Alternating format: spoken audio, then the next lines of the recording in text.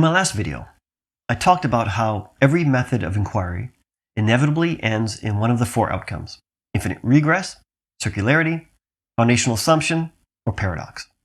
If you haven't watched it and this idea seems crazy or incorrect, I recommend that you watch it before continuing with this one. If you have watched it, or haven't watched it, but it sounds correct, then please continue with this video. There may be arguments against the statement that all methods of inquiry inevitably resolve into one of these four outcomes.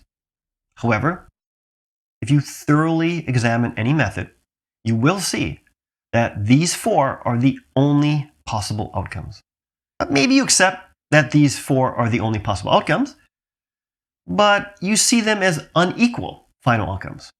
Perhaps you view infinite regress as more correct than circular reasoning, or an assumption as better than a paradox.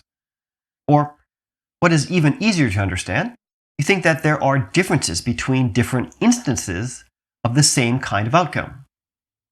In other words, some assumptions are better than other assumptions. This makes the most sense. Perhaps a scientific assumption is truer than a religious assumption.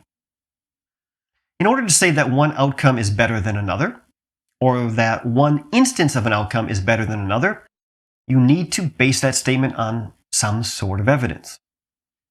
You might have reasons that you think clearly show one is better than another. Furthermore, some outcomes might align with some values that you have, such as valuing predictability or utility. You believe that there are reasons and values that are just truer than others. In this video, I will examine reasons and values and see if these can make a difference in the four outcomes. To do this, I will introduce a thought experiment. A couple of years ago, I was listening to a discussion on morality. It was an engaging discussion where all of the participants were respectful of each other's opinions. They were all highly intelligent people, so their reasons were well thought out and supported by evidence. What was interesting was how they chose different reasons to support their opinions. Since they were highly educated, they had a vast array of sources to draw from: journals, scientific writings, research, experience, etc. But how could I, the listener, know which reasons were correct? Of course, I preferred the reasons that aligned with my opinions, but how could I evaluate the validity of a reason without my biases affecting the results?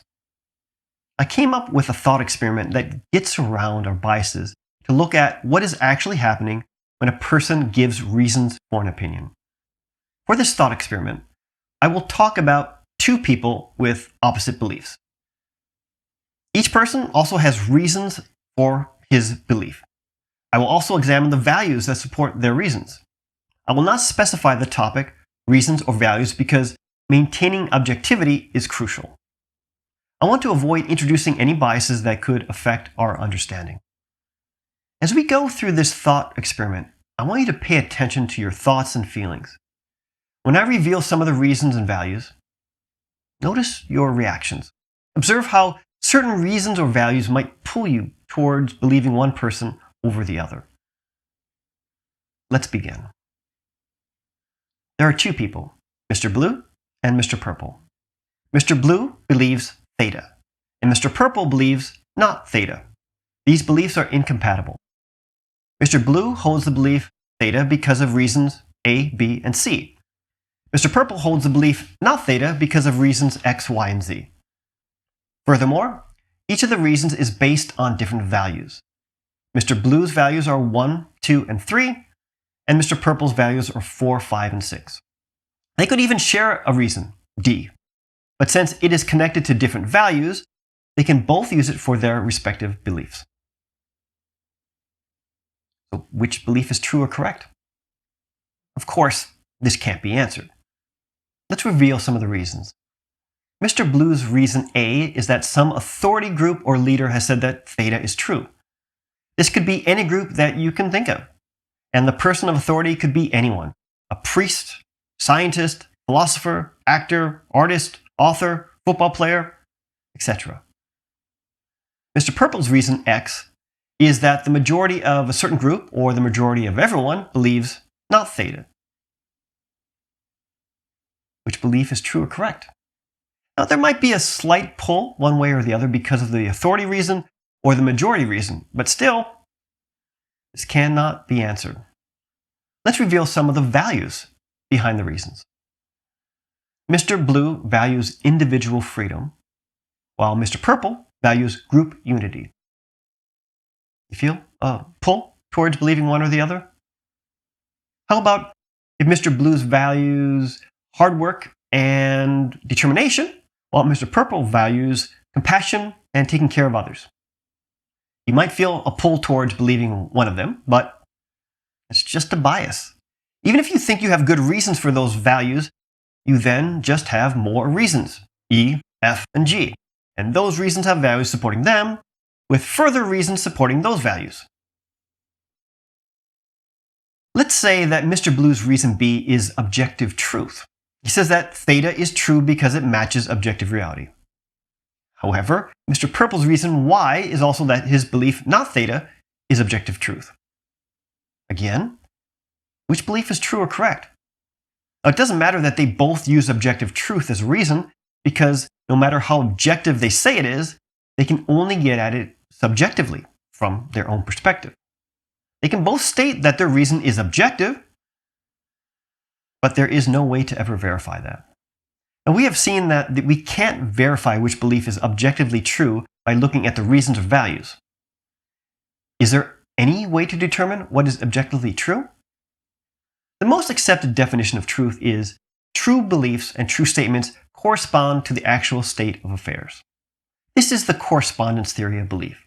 In other words, there is an objective world, and statements that come closest to or mirror that objective world are true.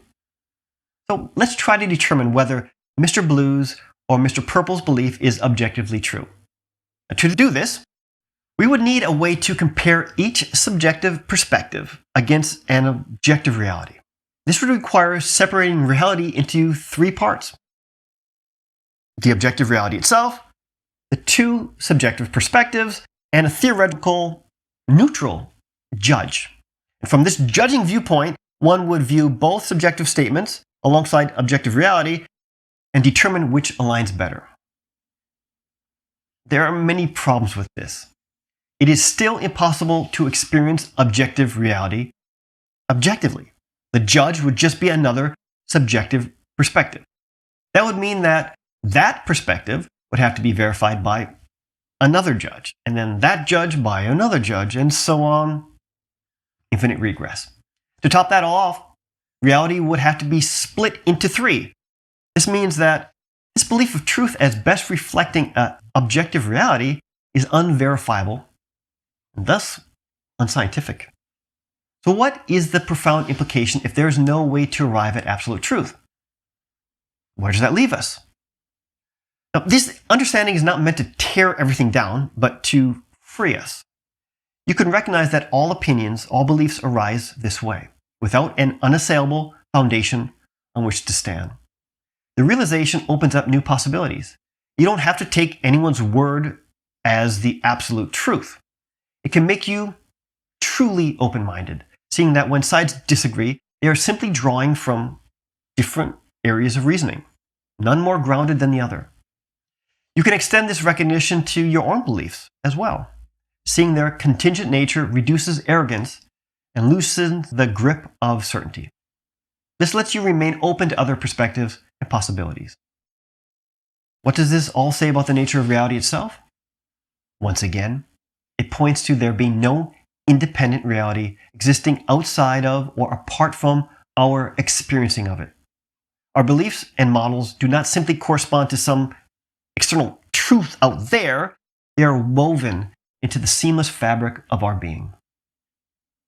In many of my videos, I have deconstructed our conventional notions of an objective reality.